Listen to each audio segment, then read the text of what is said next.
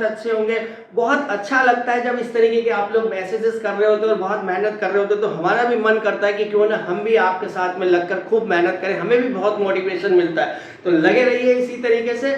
और बिना टाइम वाले MCQs of the planning chapter के जितने भी इंपॉर्टेंट एमसीक्यूज हैं वो मैं आपको करवाने वाला हूं। लेकिन इससे पहले जो भी चैनल पर नए हैं प्लीज चैनल को सब्सक्राइब कर दीजिए। कॉमर्स से रिलेटेड एक्सक्लूसिव वीडियोस मेरे चैनल पर। तो चलिए शुरू करते हैं। हम अपना पहला एमसीक्यूज क्या है हमारा देखते हैं। Planning is the primary function, first function या लास्ट फंक्शन, या बोथ या नन। आपको क्या लगता है प्लानिंग हमारा कौन सा फंक्शन है? मेरे ख्याल से ये सबको पता होगा इसका आंसर, बिकॉज ये बहुत इजी है। Planning is the primary and the first function. देखना यही लिख के आना है आपको।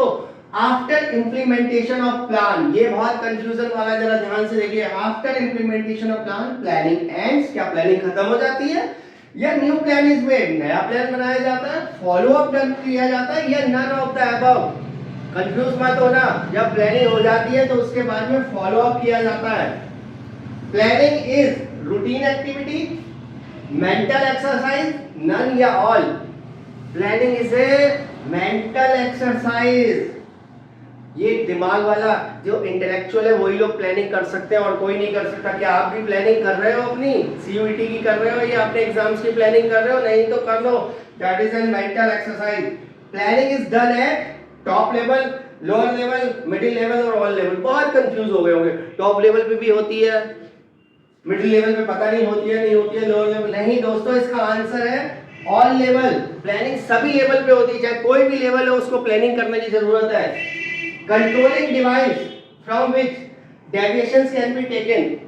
कंट्रोलिंग का वो कौन सा डिवाइस है जिससे कि डेविएशंस लिए जाते हैं? प्रोसीजर नहीं, स्ट्रेटजी नहीं, क्योंकि डेविएशंस की बात हो रही है यहाँ पे। पॉलिसी नहीं, तो ये बजट है इसका आंसर।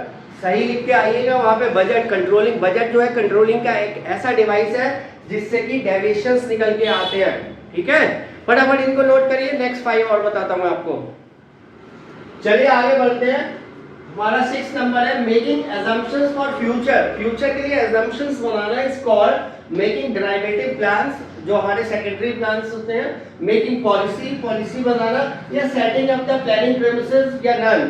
तो ये जो assumptions आती है ना दोस्तों, ये इसमें आती है प्लानिंग प्रेमिसेस के अंदर। बहुत ध्यान से इसको प्रेमिसेस से ही कोरिलेट करके आना है आपको। The composite plan which involves setting up of the long term objectives and finding the course of action, यानी कि ऑब्जेक्टिव भी सेट करना और कोर्स ऑफ एक्शन भी बनाना। ये क्या है? कंपोजिट प्लान, यानी कि पॉलिसी है, स्ट्रेटजी है, प्रोग्राम है या प्रोसीजर है? प्रोग्राम नहीं है, प्रोसीजर भी नहीं है, ये स्ट्रेटजी है। स्ट्रेटजी के अंदर क्या होता है? हम लोग ऑब्जेक्टिव के साथ साथ एक्शन प्लान भी बनाते हैं। याद रहेगा आपको। The plan which includes objectives, policy, procedure and rules, जिसमें सब कुछ आ जाता है। ऐसा प्लान कौन सा है? ऐसा प्लान होता है प्रोग्राम। प्रोग्राम के अंदर सब कुछ होता है हमारा। Standardized way of by which a task is to be perform, कोई काम को करने का स्टैंडर्डाइज्ड वे, ये क्या है? पॉलिसी है, स्ट्रेटजी है, मेथड है या प्रोसीजर है? ये देखो नाम से ही पता चल रहा है किसी काम को करने का स्टैंडर्डाइज्ड वे जो है वो मेथड होता है। ठीक है। The sequence of steps are taken to enforce a policy, किसी भी पॉलिसी को एनफोर्स करने के लिए जो एक स्टेप्स लिए जाते हैं, 1 by 1 step, that is method, procedure, policy या स्ट्रेटजी। तो ये प्रोसीजर है। प्रोसीजर के अंदर क्या होता है? Sequence of step. आप ये वैसे काफी कंफ्यूजन वाले लगते हैं, पॉलिसी, प्रोसीजर, स्ट्रेटजी, तो इनमें बहुत थोड़ा थोड़ा सा डिफरेंस है। बहुत ध्यान से करना इसको आप। यानी कि प्रोसीजर में हो जाते हैं सीक्वेंस ऑफ स्टेप, स्टैंडर्डाइज्ड वे जो होता है वो मेथड होता है जिसमें सब कुछ आ जाता है, ऑब्जेक्टिव प्लान, प्रोसीजर वो प्रोग्राम है। इस तरीके से कंफ्यूज नहीं होना है। ठीक है, नहीं जल्दी से इनको उतारिए फिर मैं नेक्स्ट बताता हूं आपको। चलिए अब अपने लास्ट 5 और कंप्लीट करते हैं 11 से लेके। Organizational own way of handling a problem, किसी भी ऑर्गेनाइजेशन का जो अपना तरीका होता है काम को करने का, हैंडल करने का कोई problem, that is called strategy, rule, policy या बजट। तो इसका आंसर पॉलिसी लिखना आपने, इसमें कोई बजट या स्ट्रेटजी या रूल नहीं आता। अपना वे जो हैंडल करने का होता है that is called policy. End results towards which all the activities are directed. End result की जब भी बात आएगी, जब भी एंड रिजल्ट्स होगा वहां पे ऑब्जेक्टिव करना है आपने, एंड रिजल्ट्स हमारे ऑब्जेक्टिव्स होते हैं। प्लानिंग एस्टैब्लिशेस स्टैंडर्ड और base for organizing, staffing, controlling या डायरेक्टिंग।